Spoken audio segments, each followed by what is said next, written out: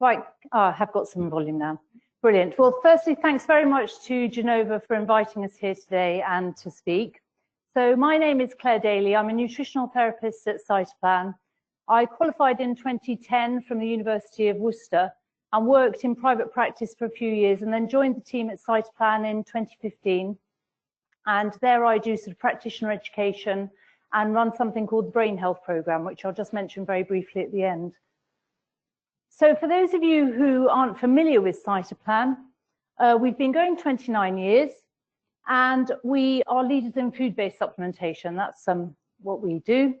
And we're wholly owned by a charitable foundation. So although we're a limited company, we are owned by a charitable foundation called the Ames Foundation, whose goals are health improvement projects. And actually how they came about is an interesting story because Ames was founded by Angela and Ian Marks from the Triage family. And so their original sort of funding came from when Triage was sold, that they invested some of that money in the foundation. So there's a bit of an irony there that sort of it started off with sweets and now has moved towards health improvement projects. We source our nutrients globally. We don't manufacture anything ourselves, so we use a number of different contract manufacturers depending on what the product is, but we are now looking to actually grow some of our own things in the UK. And so we use a number of different GMP certified contract manufacturers. This is the view from our office. So we're based in Worcestershire, lovely view of the Malvern Hills. We're really lucky. Actually, we're really good at lunchtimes. There's quite a big group of us that go out for a sort of 25-minute power walk at lunchtimes around the field. So that's nice. So food state and whole food supplements is what we do, and they are presented to the body in the same form as the nutrients in food. So there's a slight difference between food state and whole food. So food state bases are using things like citrus pulp for vitamin C, alfalfa, and inactive lactobacillus bulgaricus. And then we also do whole food minerals. So they're grown in a species of cruciferous vegetable called Brassica juncea. So you can see the species here, and it's got these huge leaves, and it's able to concentrate minerals at a much higher rate than, say, normal, cruciferous vegetables and like broccoli. And so the plants are grown in a nutrient-rich water containing the level of nutrients required in the finished products.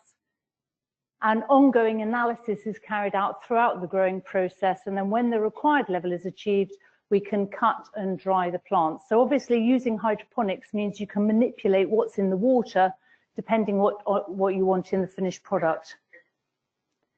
And there has been some research, if you picked up a copy of the catalogue, there's some of it mentioned in there, comparing whole food nutrients compared to the standard ones. So this study compared Feosol, which might be prescribed by the doctor, to whole food iron, and at a much lower dose the whole food iron actually had a similar performance to the Feosol and was also better tolerated. So as I said, our products are manufactured in state-of-the-art facilities, all that work to good manufacturing practice, and obviously we analyze every batch throughout the process and also the finished product. We do add some other nutrients to some of our products. So we use methylated bees in some of our products. We've got multis with methylated bees and also without.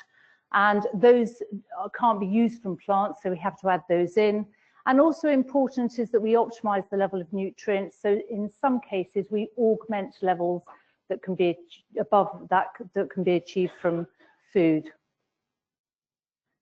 And it's our philosophy, and this is obviously relevant to gut health as well as for other health, that there is a nutrition gap. And this is an underlying cause of many of the chronic degenerative diseases we see today.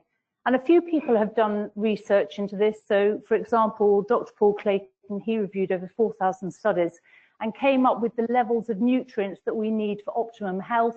And I'm sure many of you have got the textbook of natural medicine. There's also a chapter in there on suggested optimal nutrient intakes. And of course, these optimum levels are, significantly higher than the NRVs that the government recommend. So Paul Clayton reviewed 4,000 studies, and just a few examples there of nutrients, what we get from our diet, what we need and what is missing. And pretty much across the board, our diet doesn't provide what we need. And as I'll show on a later slide, even cleaning up the diet, which of course is what we want to do first of all, that doesn't necessarily get us to that optimal level. So he wrote this book and basically concluded that the nutrition gap explains why as we get older we become more likely to get sick and die. It's got little to do with aging. It's due to a cumulative depletion of many micronutrients. And others have done similar work. I'm sure you've all read Professor Bruce Ames' Triage theory of aging. So that he talks about this idea of micronutrients. If something's in short supply, the body will prioritize its use by a process of triage, which makes sense really, doesn't it? So what he says is, you know, if you haven't got enough zinc, for example, your body will use the zinc available for critical processes that are necessary for cell survival at the expense of housekeeping. So staying with that example of zinc, zinc obviously is key for gut integrity. If you haven't got enough zinc, it might be that, you know, gut integrity is a sort of a nice to do, it's a housekeeping process as opposed to a key process. So, you know, might result in poor barrier integrity. And he suggests that everyone takes a multivitamin and mineral, and that certainly is our recommendation, that as a foundation for gut health as well as for other health, that a multi is worth considering. Why is there a nutrition gap? Well, obviously, you know, we're familiar with lots of these sedentary lifestyles. So the reason for that is obviously, you know, years ago, hunter-gatherers, we would have eaten many more calories because we were more active.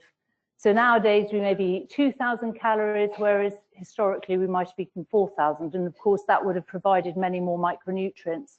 Of course, our food choices, we all know people, you know, tend to focus on calories, don't they? But often they're very happy to eat sort of empty calories as opposed to nutrient-dense calories. And then lifestyle factors, things like even medications, you know, some medications deplete certain micronutrients. And many people, you know, particularly by the time they're in their 50s or 60s, are on a polypharmacy of many different medications. And actually, if you want to check nutrient depletions for medications, there's a very good website called mytavin.com. You come across that one, mytavin.com, and you can literally just type in all the medications that someone's taking, and it will give you a list of potential nutrient depletions and also the references. So that's quite useful because there's a statistic, I think it's something like over 65-year-olds, about 40% of them are on 5 or more different medications. And then we've got, of course, food processing and genetic factors, which, you know, we're all becoming more aware of. Some genetic mutations can mean people have higher nutrient requirements. So going back to this sort of optimum intakes versus what we actually get, you probably can't see these, but the slides will be sent out afterwards, but it just gives you an idea. So obviously the second column is the optimum level. So now we're talking, we've got the vitamins on there, as well as trace minerals, EPA, flavonoids and carotenoids. And what you would get from a UK average diet. And we analysed this using Nutritics software. So you can see that across the board pretty much, UK average diet is not going to provide optimum levels of anything. If you clean up the diet, which of course we would always want to do as nutritional therapists, so let's say you're eating a more nutrient-dense Paleolithic diet, if you actually compare the numbers have all increased significantly. So although a lot is still in the red, the numbers, you know, are a lot better. So obviously we'd always look to do that. But the point really I'm making with this slide is we still haven't achieved the optimum levels. And then also the same would be true with the ketogenic diet. So this is really our rationale for including a multi as a foundation. So if you include fourth column there, we've got one of our multis, we've got obviously a number of different multis, but that is the CoQ10 Multi. If you add that in, that now moves a lot more into the optimum range. One of the key things that's still below the optimum range is B12. In fact, the B12 figures that we've put on there, that's not from Paul Clayton's original work. More recently, people have been suggesting high levels of B12 for optimum, you know, maybe 500 micrograms a day or even 1,000 micrograms is what's being suggested by some people. So this is that multi, and it's really for sort of postmenopausal women or men, also useful for chronic fatigue because of the CoQ10 in it, but it's got fairly low iron. So obviously younger people might need a bit more iron. But it's the Wholefood Multi, so it's in a capsule, and it's just got really good levels of, things like vitamin D, 1,600 IU per 2 capsule dose, etc. So that's a good all-round foundation. So obviously other things to consider for gut health. We came up with this product last year. It was developed by Miguel Toribio Mateus, and it's an all-round multi-nutrient and herb formula designed to support integrity of the mucous membranes of the gut of the gastrointestinal tract. So we've got vitamin A and vitamin D in there. Obviously, they're both really important for immunity, and it's important to support the immune system, as we've been talking about. And also, both of them have been shown, to actually support the mucous membranes as well themselves. Then we've got zinc. Obviously, zinc is needed for protein synthesis for the immune system as well. And there is some research in particular on zinc carnosine in relation to supporting gastritis or repair of sort of ulcers in the GI tract. Bacillus coagulans, so that's a spore-forming probiotic, so it's very resistant to the acid in the stomach, and it's also suitable to be taken for SIBO. Apple pectin, and this was one I think I suggested that we include in there. It was after listening to Tom O'Brien, and he was raving about apple pectin. Obviously, it's got sort of prebiotic properties.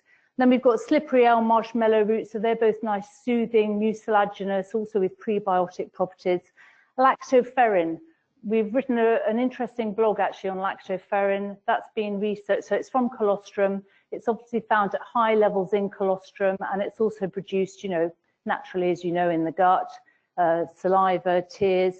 And it's important for gut integrity, and it's got many other benefits as well. So it can help with iron absorption, has antimicrobial benefits, and there's also been research in it in relation to many conditions. So, but we've written a blog on that recently. You can have a look if you search lactoferrin on the blog.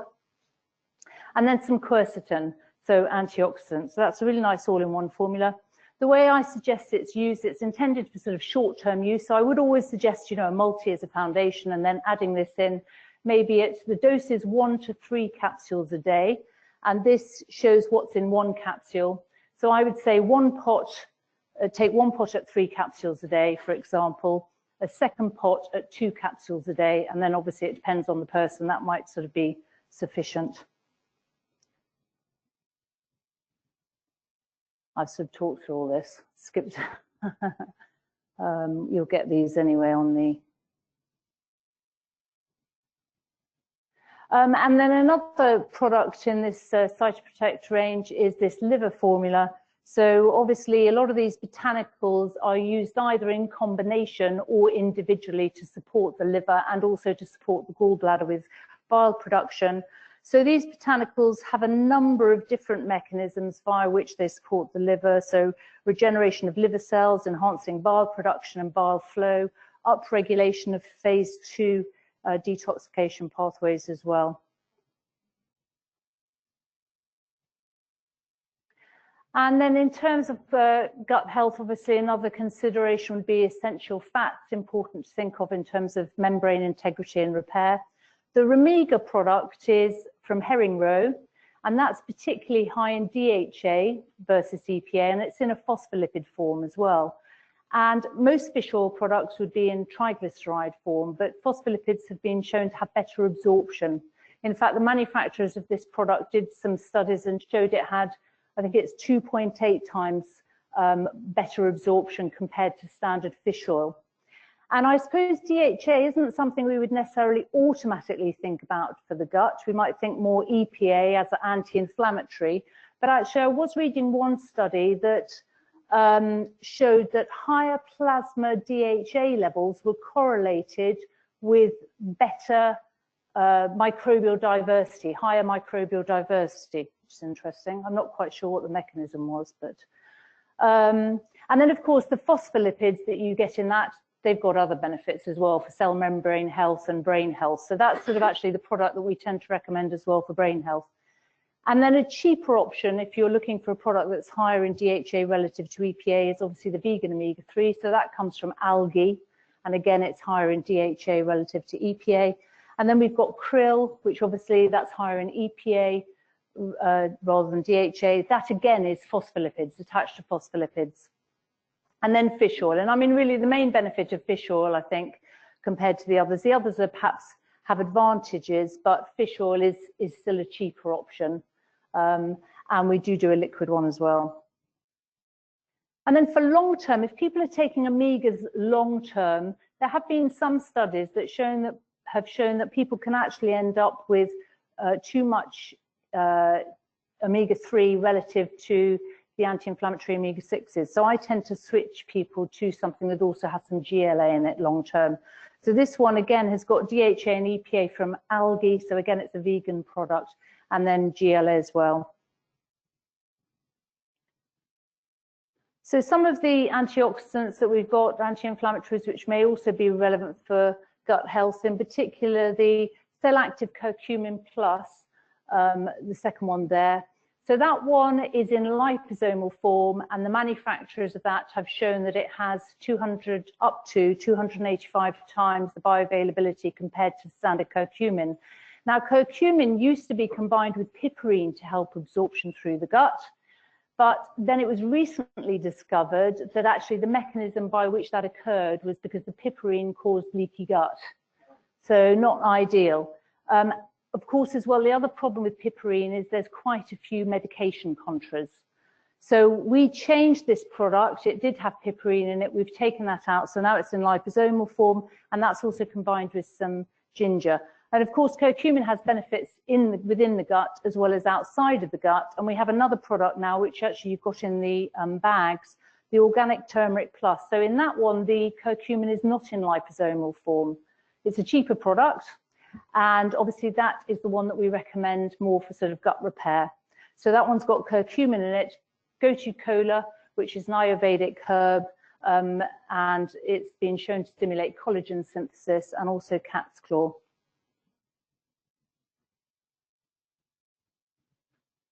Oh, just to mention, we've now got a doggy range. Everyone always says, oh, no, for that one. So these are all food grade ingredients. So we've got a joint support, an omega, a doggy Dophilis, a doggy eat your greens. That's for dogs that don't get outside too much. Doggy multi, doggy be calm if they're a bit nutty, and a doggy be smarter. So that's a nice new range. And then coming soon, we are developing at the moment a multi-nutrient protein powder, which as well will have some vitamins and minerals in it with a vegetable protein. We're at sort of the taste testing stage at the moment, and the challenge is getting something that tastes good, but without having to add sweeteners. So, and we're just about to start our webinar series. So we're going to be doing a series of 6 webinars. Building resilience is the theme, and that's being delivered by Miguel Toribio. I can never say his name. You know who I mean, Miguel, along with a colleague of mine, Helen Drake. So that'll be a series of 6 webinars along with some podcasts that he's interviewing a number of different people. So obviously it's looking at nutritional interventions, but also lifestyle interventions as well. So it looks really interesting, the program for that. And then just to mention as well, the brain health program, which some of you I think are already aware of. So this is a program that we've developed, and it has its own website. It's a series of workshops, 6 workshops for practitioners, nutritional therapy practitioners, to deliver to the public. So we've developed the PowerPoint presentations, speakers notes, handouts, etc. And it's available either as a live program, so you can deliver the workshops live, or it's also available as an online program. If you don't want to deliver workshops, then people can buy the online program from you, and you provide 2 nutritional therapy consultations, and then they listen to the workshops recorded. So we're not involved in the day-to-day delivery of it. We've basically produced this as a package, just as something else to support your businesses, really. So there's some leaflets on the table in there if you're interested in that. And